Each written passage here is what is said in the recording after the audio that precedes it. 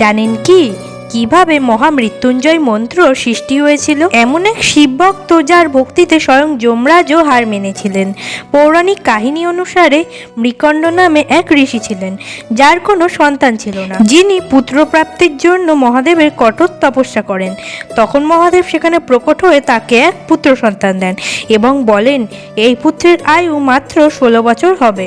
মৃকণ্ড তার পুত্রের নাম মার্কেন্ডীয় রাখেন। যখন মার্কেন্ডীয় 15 বছরের হলো, তখন তাকে তার মাতা পিতা তার আয়ুর বিষয়ে জানান। তখন মার্কেন্ডীয় তার মাতা পিতার কাছে অনুমতি নিয়ে মহাদেবের আরাধনা করার জন্য চলে যান। সেখানে গিয়ে তিনি একটি মন্ত্র রচনা করেন। তার 16 বছর হয়ে যাওয়ার পর যখন যমরাজ তাকে নিতে আসেন, তখন মার্কেন্ডীয় শিবলিঙ্গ জড়িয়ে ধরে জোরে জোরে সেই মন্ত্র জপ করতে থাকেন।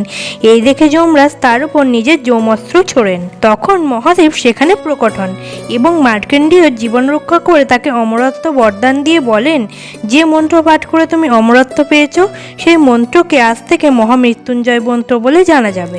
আর এই মন্ত্র জপ করা ব্যক্তিদের অকালে মৃত্যু হবে না। ওম নমঃ শিবায়।